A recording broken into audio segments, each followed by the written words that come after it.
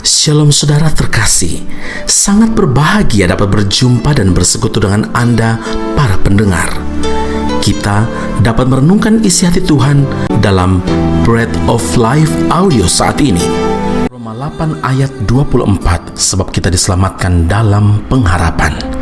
Saudaraku yang terkasih, semua orang pasti punya banyak keinginan.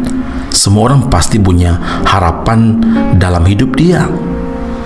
Tidak seorang pun mau menjalani hari-hari tanpa ada harapan yang ingin dicapainya.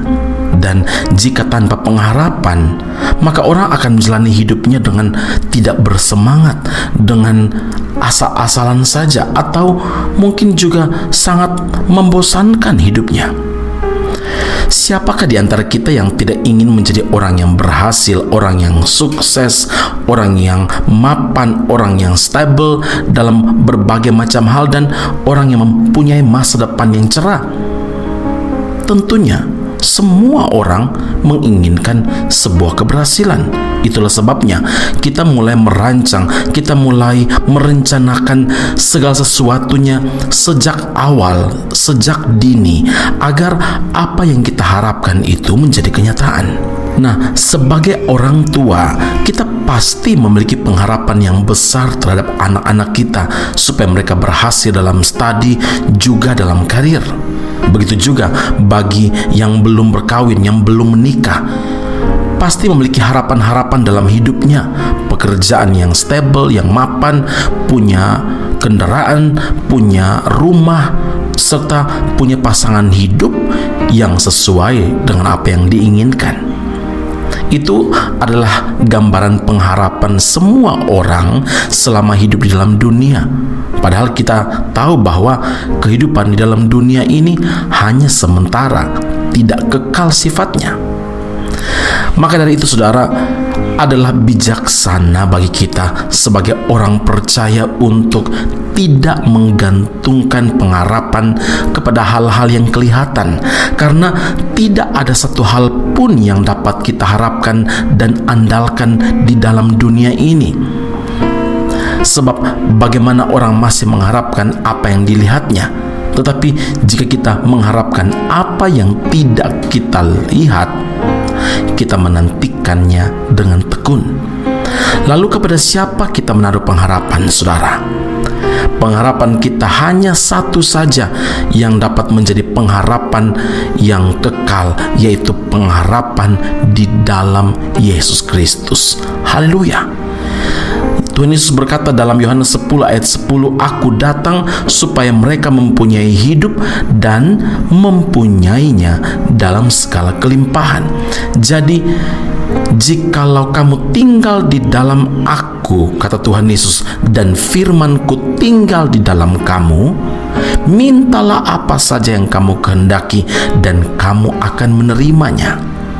Bila kita berharap kepada Tuhan Yesus, saudara, pengharapan itu tidak pernah mengecewakan, karena Tuhan tidak pernah lalai menepati janjinya. Dan saat kita menaruh pengharapan kita padanya, kita beroleh kekuatan, dan semakin kokoh, semakin kuat, semakin teguh walaupun kita berada di tengah-tengah badai pencobaan, karena pengharapan itu seperti sauh yang kuat.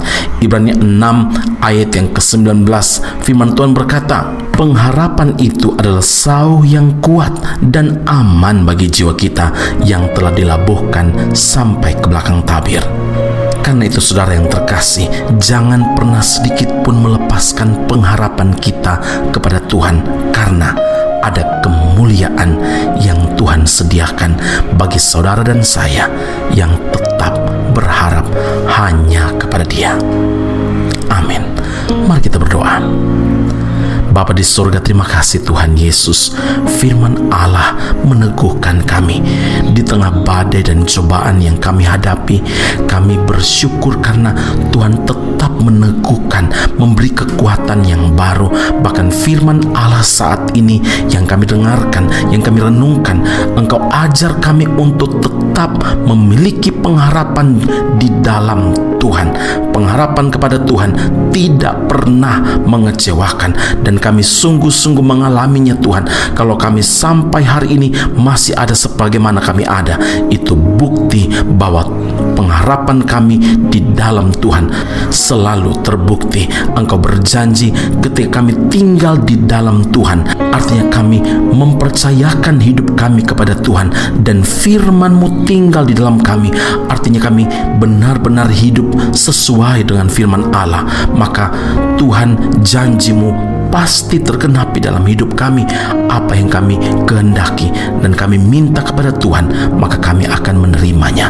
Terima kasih banyak Tuhan Yesus. Kami berdoa mengucap syukur, memuliakan nama-Mu. Firman Allah ini tergenapi dalam hidup kami di dalam Kristus Yesus Tuhan dan Juru Selamat kami yang hidup. Kami berdoa dan mengucap syukur kepada Bapa di surga. Haleluya.